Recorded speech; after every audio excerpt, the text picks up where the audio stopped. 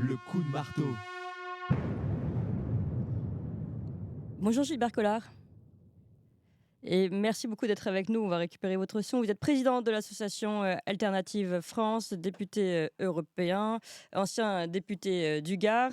Alors je voulais vous demander quelle était cette réaction que vous aviez eue face hier à toute cette actualité et les annonces de Marion Maréchal disant que finalement le Rassemblement national refusait une alliance avec Reconquête, considérant qu'il n'était pas possible de travailler de manière directe ou indirecte avec Éric Zemmour. Hein. C'était le communiqué de Marion Maréchal. Et vous avez tweeté, donc à 15 heures, pas d'accord électoral RN Reconquête, quelle tristesse. Zemmour ne devrait-il pas se mettre en retrait pour permettre l'union qu'il souhaite et laisser Marion agir seule dans l'intérêt général?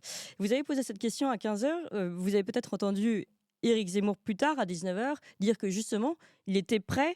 D'abord, il ne demandait rien pour lui, ni circonscription, ni poste, ni rien, seulement l'union.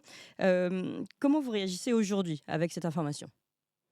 Bon, d'abord, la situation, il faut avoir l'objectivité de le dire, en employant un mot, je le précise, qui se trouve dans Rabelais, comme ça on ne me fera pas de procès de politesse, c'est le bordel. C'est le bordel. Les conditions dans lesquelles le président de ce qui nous reste de République a décrété la dissolution de l'Assemblée nationale pour constitutionnelle, qu'elle soit, n'en est pas moins précipitée, désordonnée, et jette le pays dans un chaos parlementaire. C'est une évidence. Hein. Comment les maires vont-ils avoir le temps d'organiser les élections? Comment les Jeux olympiques vont-ils arriver dans ce brouhaha politique? Enfin, le constat qu'on doit faire avant de répondre à votre question, c'est que on a affaire à une crise d'originalité juvénile chez le président de la République qui se comporte comme un gamin qui casserait son jouet. Et ça, c'est effrayant, quoi. Moi, je suis un lecteur de Suétone et je lis souvent La vie des 12 Césars, hein, que je vous invite tous à lire, du reste, parce que c'est un ouvrage magnifique.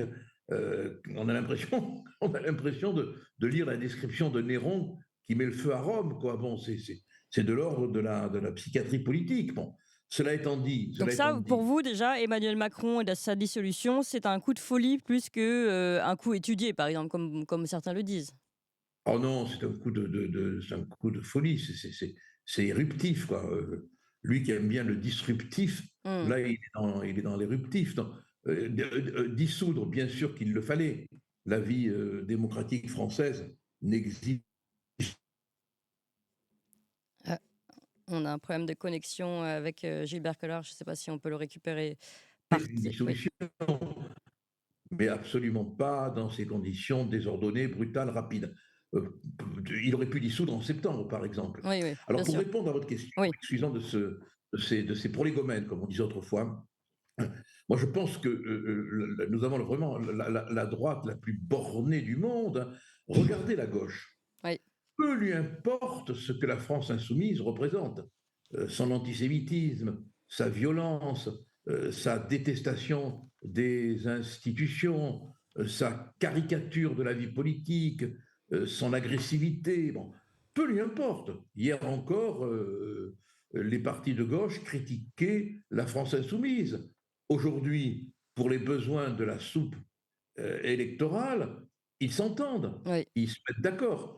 Et la droite, elle n'en est pas capable. Voilà, Oui, mais voilà. qui n'en est pas capable là? C'est la question, parce que hier, on voyait pointer votre tweet du côté d'Éric Zemmour en disant Éric Zemmour ne devrait-il pas se mettre en retrait pour permettre l'union? Oui, Vous avez entendu la réponse d'Éric Zemmour hier soir. On va vous refaire, nous, dans quelques instants, dans notre corps à corps, tout l'historique de ce qui s'est passé exactement hier. Je rappelle, et beaucoup s'étonnent qu'on passe beaucoup de temps sur ce sujet, mais c'est absolument historique, cette alliance qui est en train de se faire et peut-être se défaire, on ne sait pas, on va voir. En tout cas, vous pointiez, vous, du doigt la responsabilité du côté d'Éric Zemmour. Et puis, vous avez entendu sa réponse. Il dit, moi, je ne demande rien. Donc, c'est pas lui qui bloque. oui, non, mais le problème, si vous voulez, c'est que Éric Zemmour, en tant que personnalité, n'est pas en cause dans son essence, mais il est en cause dans la manière dont il est Alors, on a un problème avec la connexion Zoom. Éric Ouais. Zemmour. Il a tout fait du reste pour que ça se produise, hein. Bon, elle ne veut pas, traiter avec lui. Donc, c'est la personnalité clivante d'Éric Zemmour qui fait que probablement la démarche de Marion, qui est quand même une démarche aussi étrange, dans la mesure où, semble-t-il, elle a été faite sans que le président de Reconquête n'en soit informé, ce qui Oui. est quand même ce qui nous amène à nous demander qui est président de Reconquête. Est-ce que c'est Marion Maréchal? Est-ce que c'est Éric Zemmour? Est-ce qu'il y a deux présidents? Est-ce que le mouvement Reconquête va vers une implosion, voire une explosion? Ce sont autant de questions qu'on peut légitimement se poser, parce qu'il faut arrêter Et de faire semblant. oui. Il est clair qu'il y a à l'intérieur de Reconquête un contentieux, pour ne pas dire un conflit, entre Marion Maréchal et Éric Zemmour. À qui la faute? Ça, les justiciers politiques le diront, mais la réalité, elle est là, c'est que ce mouvement vit de conflits depuis le début. Mmh. Et ça, c'est très dommageable, et ça requerrait quand même un examen de conscience. En tout cas, le résultat est là. Même si Éric Zemmour se dénude de tous les pouvoirs, même s'il renonce à être candidat, aurait-il du reste eu des chances d'être élu? Ça, c'est une autre question. La réalité, c'est que le Rassemblement national ne veut pas traiter avec Oui. Alors, on a perdu la connexion Gilbert Collard. Merci beaucoup. En tout cas, on l'a compris.